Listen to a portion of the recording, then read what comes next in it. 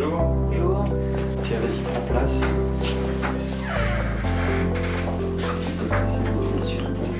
L'invité de la rédac, Cécile Coulon, 16e.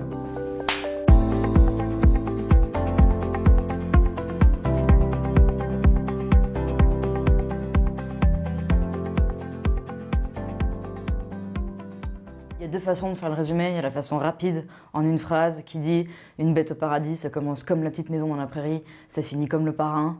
Voilà, ça c'est là en une fois.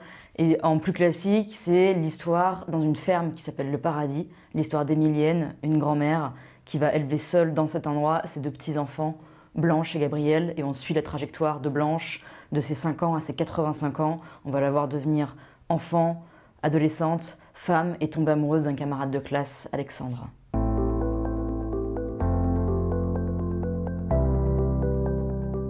Elle est née de manière assez simple, c'est-à-dire que mes parents me lisaient des histoires quand j'étais petite, à mes frères et à moi. Et moi, peut-être, je sais pas, peut-être que j'étais vraiment petite et que j'ai fonctionné comme une éponge à l'histoire et je trouvais ça tellement bien, enfin j'adorais ça. Je fais partie de ces gamins qui lisaient du Stephen King à la lampe de poche sous la couette pour connaître la fin et qui faisaient des cauchemars ahurissants et qui voulaient encore faire des cauchemars. Et ça m'a apporté tellement d'émotions, je me suis dit mais je veux faire ça en fait. Je veux raconter des histoires. Mais évidemment, je ne savais pas comment faire, je ne savais pas par quel support commencer. Et puis petit à petit, j'ai commencé à écrire des petits poèmes, des nouvelles, j'ai fait lire à des amis, à mes professeurs. Et d'année en année, de conseil en conseil, ces petites choses sont devenues de petits romans. Ma méthode de travail, alors elle n'est pas très rock'n'roll, il n'y a pas de grand secret. Il se trouve que je n'écris pas tant que ça, c'est-à-dire que je pense à mon histoire pendant des mois, je la laisse grandir dans ma tête, je ne prends pas de notes. Je fais confiance à ma mémoire pour garder uniquement ce qui est utile et nécessaire à l'histoire finale. Et une fois que j'ai l'impression que ça va déborder de moi-même, je me mets à écrire et là j'écris non-stop pendant 2 ou 3 mois. Et par contre, quand il s'agit de poésie, là je vais écrire 3-4 poèmes par semaine pour muscler mon jeu, comme dirait un certain Aimé Jacquet. Je vais écrire, ouais, là pour le coup à n'importe quel moment de la journée, dans n'importe quel endroit. Je pense que la nature est pour moi un endroit parce que l'horizon n'est pas clos, parce que c'est immense.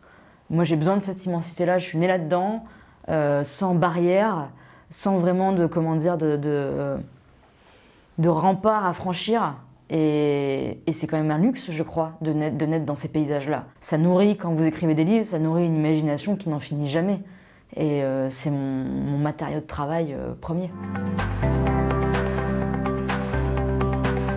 La course à pied fait partie de ma méthode d'écriture. Ça c'est clair, parce que courir, ça permet de trier ses idées, ça permet de se défouler, ça permet de réfléchir à ce qu'on a écrit ou ce qu'on va écrire, c'est certain.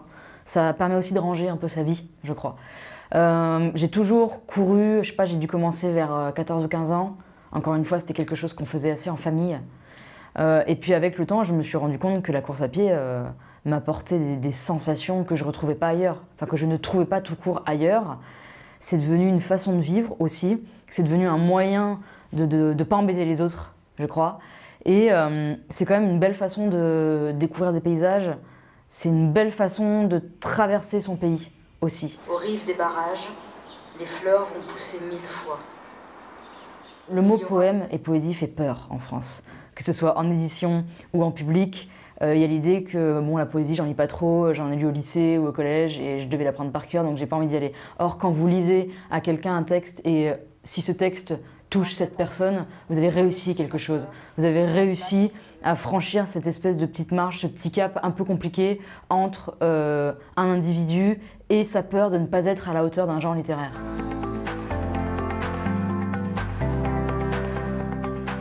La seule trace que moi j'essaie de laisser, c'est dans la mémoire des autres. C'est-à-dire, c'est pas, j'ai pas forcément envie que dans 40 ans ou 140 ans, il y ait une étagère avec tous les livres de Cécile Coulon.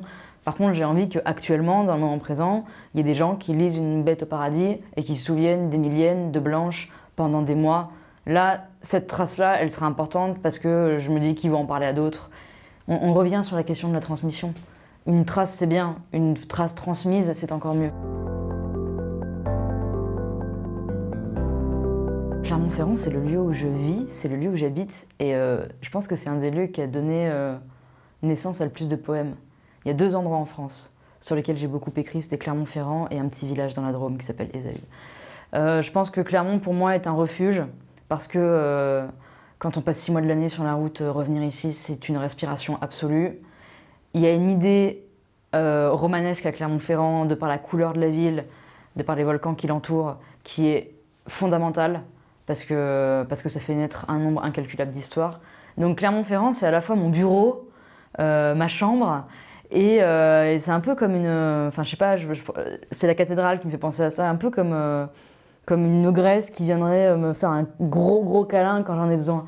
Il y a quelque chose, pour moi, de très... à la fois de très sauvage et en même temps de très doux à Clermont-Ferrand, ce qui n'est pas forcément ce qu'on peut entendre. Quand on parle de Clermont, on pense ville noire, un peu acérée, on pense usine Michelin. Mais pour moi, c'est extrêmement rassurant tout ça. C'est une ville qui me rassure, c'est un endroit qui me rassure beaucoup, Clermont-Ferrand. Vous avez tout ? Merci beaucoup. Ah bah non, merci à vous. Merci.